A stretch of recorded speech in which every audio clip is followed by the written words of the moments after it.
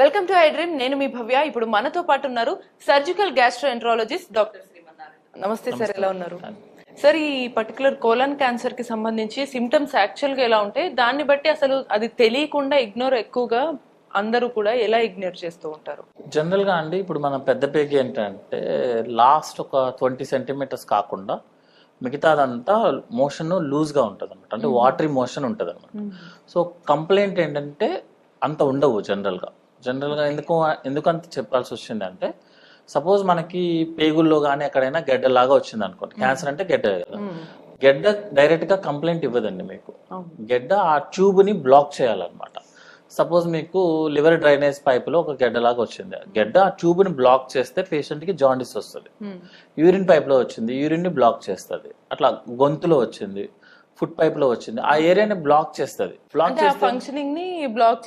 చేయడం వల్ల ఏంటంటే ఫుడ్ మింగడంలో తేడా రావడం కానీ అట్లా ఒక పార్ట్ ని బ్లాక్ చేయాలి. కోలాన్ లో ప్రాబ్లం ఏమవుతుంది అంటే అంతా లిక్విడ్ స్టూలే ఉంటుంది. నెక్స్ట్ ఏంటంటే కోలాన్ మనకి 8 to 10 సెంటీమీటర్ వరకు ఎక్స్పాండ్ అవుతుంది అనమాట.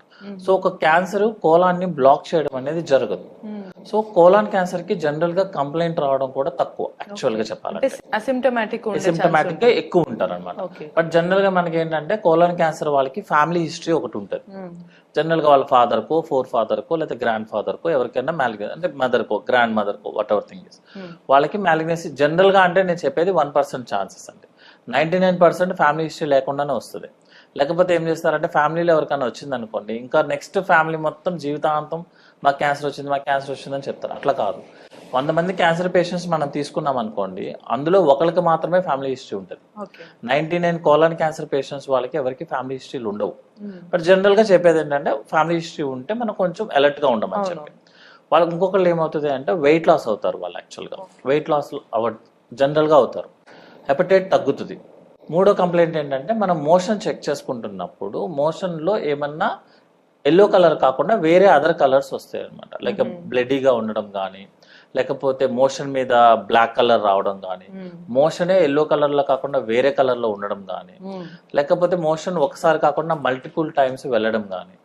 కొంతమంది ఏం చేస్తారంటే 3 రోజులేమో కాన్స్టిపేషన్ చెప్తారు, 3 రోజులు లూజ్ మోషన్ చెప్తారు. అంటే 3 అంటే ఆల్టర్నేటివ్ చెప్పడానికి యాక్చువల్ గా. కొంతమందికి ఏంటంటే క్రానిక్ గా కాన్స్టిపేషన్ ఉంటారు. యాక్చువల్గా లాస్ట్ 1 month బ్యాక్ ఒక ఫీమేల్ పేషెంట్ చూసాం, క్రానిక్ కాన్స్టిపేషన్, అంటే చాలా రోజుల నుంచి ఆవిడకి కాన్స్టిపేషన్ ఉంది. అందరూ సిరప్స్ యూజ్ చేస్తున్నారు, అంతా బాగానే ఉందని చెప్తున్నారు. సిటీ స్కాన్ లో నార్మల్ ఉంది. జనరల్ గా కొలనోస్కోపీ అనగానే మనం భయపెడతాం. వెస్ట్రన్ కంట్రీస్ లో ఏం చేస్తారంటే మీరు 50 years దాటితే కొలనోస్కోపీ అనేది మ్యాండేటరీ. మీకు పెన్షన్ రావాలన్నా ఏమన్నా సరే మీరు కొలనోస్కోపీ చేస్తేనే కుదురుతుంది. మన ఇండియాలో అలా కుదరదు కాబట్టి కంప్లైంట్ బేస్ చేసుకునే వెళ్ళాలి. ఆ పేషెంట్ నా దగ్గరికి వచ్చినప్పుడు కూడా మేము అడిగినకి వచ్చిన సరే కాన్స్టిపేషన్ ఉంది కదా, ఒక వారం మందులు వాడి చూడండి, తగ్గకపోతే వీ కెన్ డూ ఇట్ అన్న. వాళ్ళు ఇన్సిస్ట్ చేసింది, తను నాకు కావాలి సార్, నేను లోపల చెక్ చేయించుకుంటాను. కోలాన్ క్యాన్సర్ చాలా పెద్ద కోలాన్ క్యాన్సర్ అనమాట. అంటే ఇంకొక 1 month కనుక మనం వెయిట్ చేసినట్టయితే లివర్ కి స్ప్రెడ్ అయిపోతుంది. ఒకసారి లివర్ కి స్ప్రెడ్ అయిపోతే colon cancer is not risk, సర్జరీకి అవ్వదు దానికి. యాక్చువల్ గా మనకి బాడీలో ఉన్న the best cancer colon cancer, ఉన్న క్యాన్సర్స్ లో బెస్ట్ అంటే ఉన్న క్యాన్సర్స్ లో.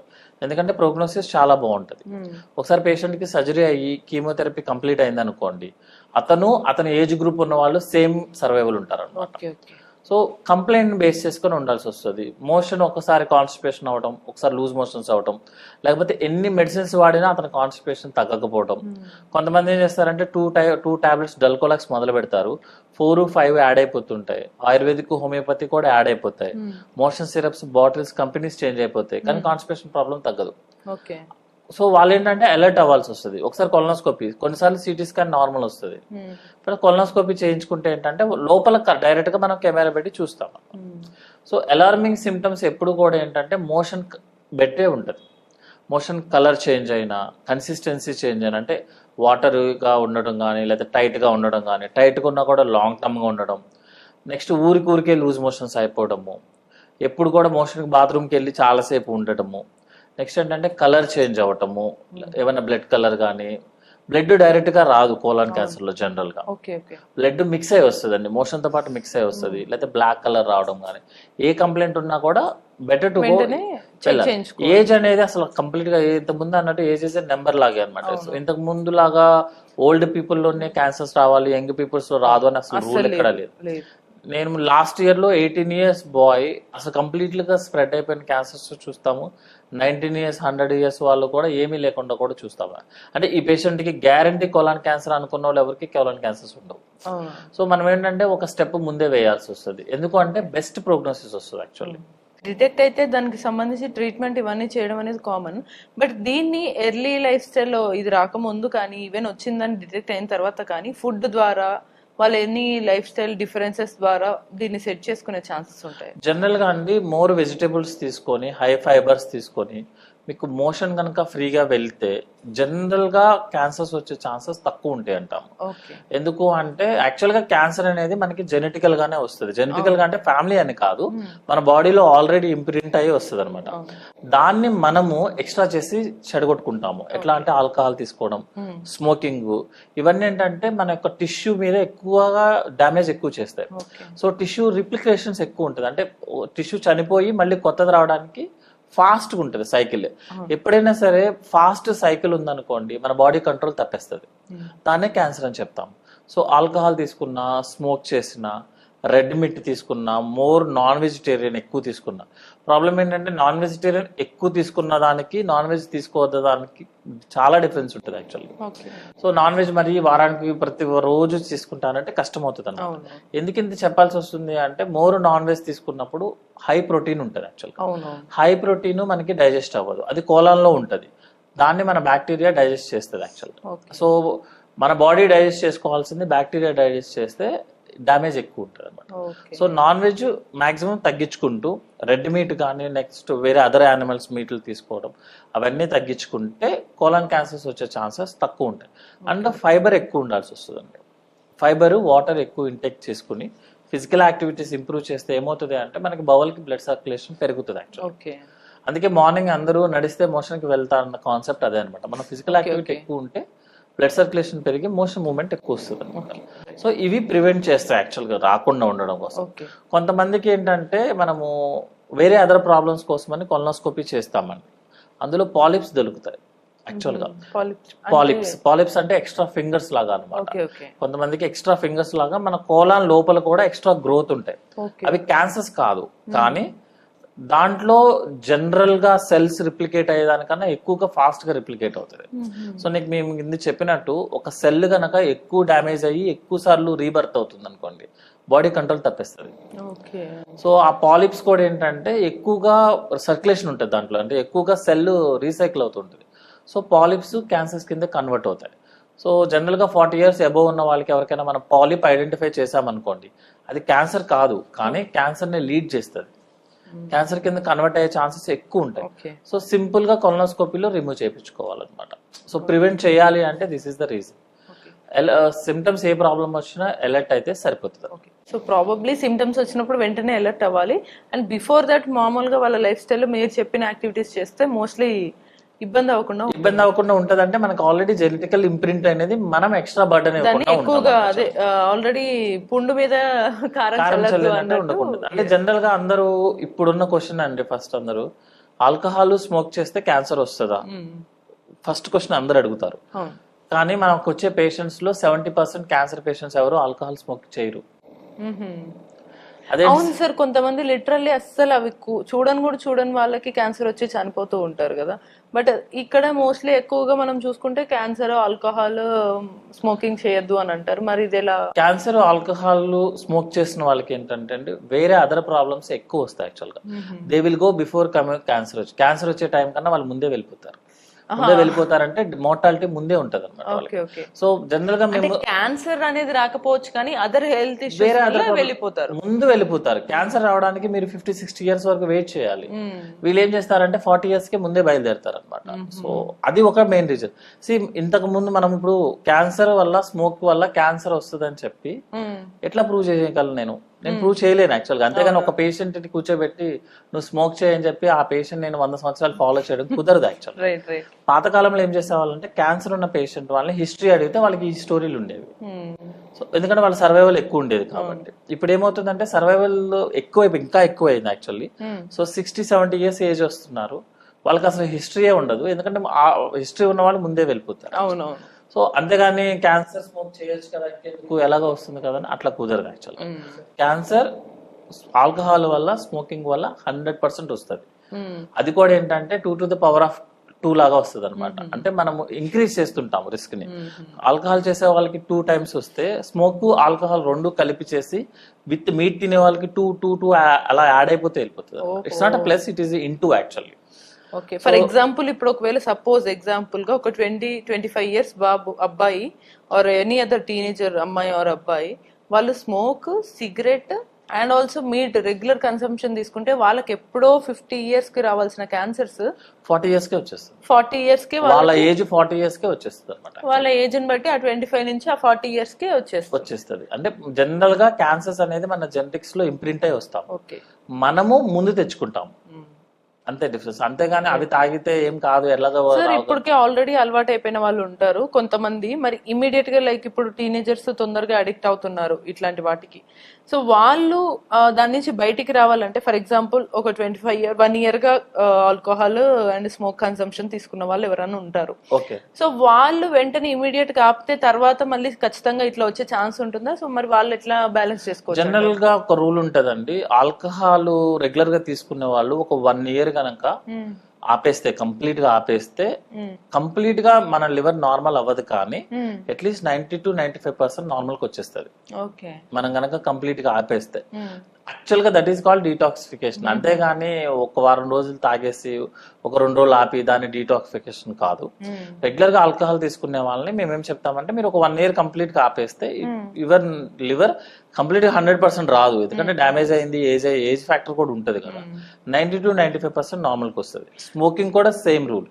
మీరు స్మోకింగ్ కనుక క్విట్ చేస్తే 100% రాదు మీకు, నార్మల్ కి వచ్చేది, కానీ అట్లీస్ట్ 90 to 95% అయితే మాత్రం నార్మల్ కి వచ్చేస్తుంది. అంతేగాని అప్పుడెప్పుడో తీసుకున్నాము ఇంకా మాకు క్యాన్సర్ వచ్చేసినట్టే అయిపోయినట్టే అని చెప్పి, ప్రాబ్లం ఏంటంటే మనం ఒక ఇన్ఫర్మేషన్ ఇస్తే దాన్ని యాక్చువల్ ఇంటర్ప్రిటేషన్స్ కాకుండా మనం వేరే ఇంటర్ప్రిట్ చేస్తాం. సార్ దీంట్లో ఆల్రెడీ టాపిక్ మాట్లాడాం కాబట్టి ఆన్ అన్ అవేర్నెస్ నోట్, ఇప్పుడు నార్మల్ గా కొంతమంది ఎలా మాట్లాడతారంటే మీకు తెలీదు, ఇప్పుడు మనం చెప్పామనుకోండి మంచిది కాదంటే నీకే తెలీదు, యాక్చువల్ ఆల్కహాల్ మినిమం ఇంత తీసుకుంటేనే హెల్త్ కి మంచిదంట అని వాదించే వాళ్ళు కొందరు ఉంటారు. సో వాళ్ళకి ఏం చెప్తాము, నిజంగానే అసలు ఆల్కహాల్ మంచిదా, ఒకళ్ళు తీసుకుంటే ఎంత మోతాదులో ఎప్పుడప్పుడు తీసుకోవచ్చు, లేదా అసలు వద్దంటే ఏం చెప్పాలి?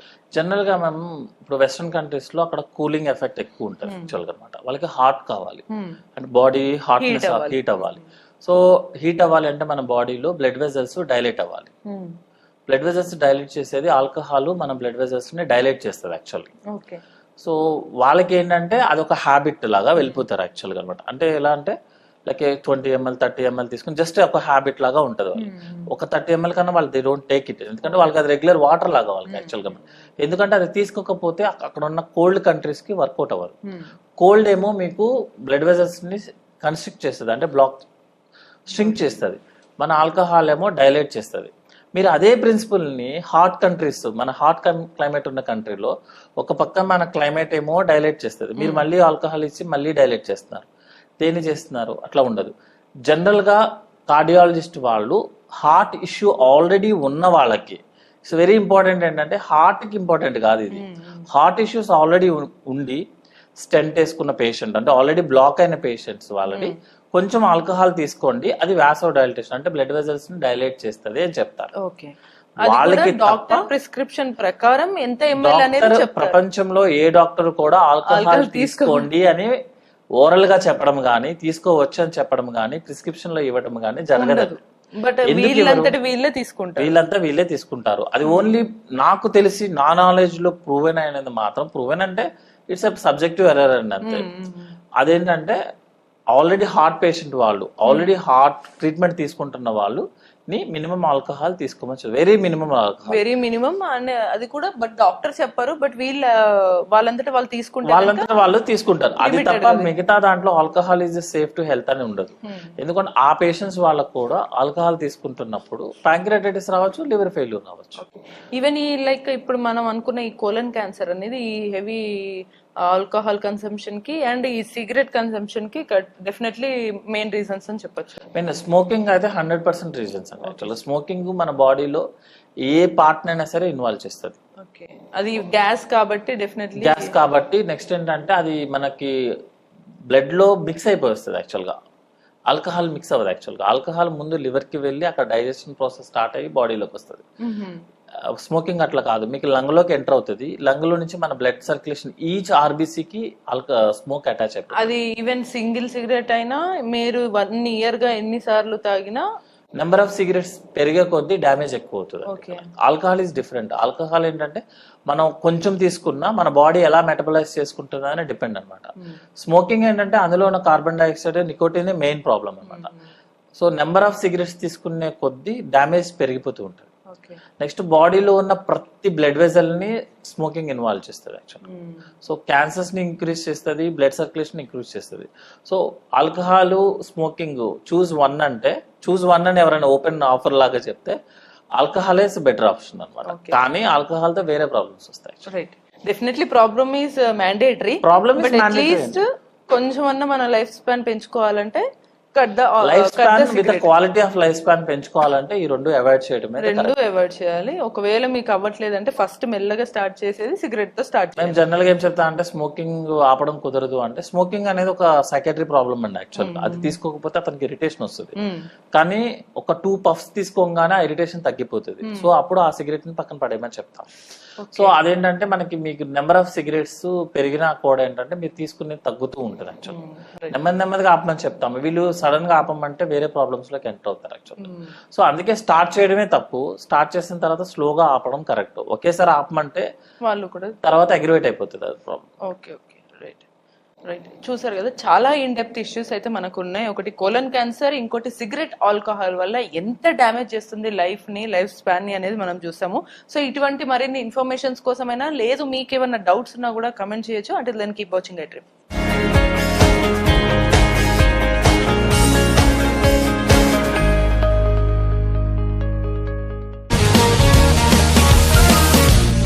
One life lesson what medicine has taught you. Whatever you can do without expecting.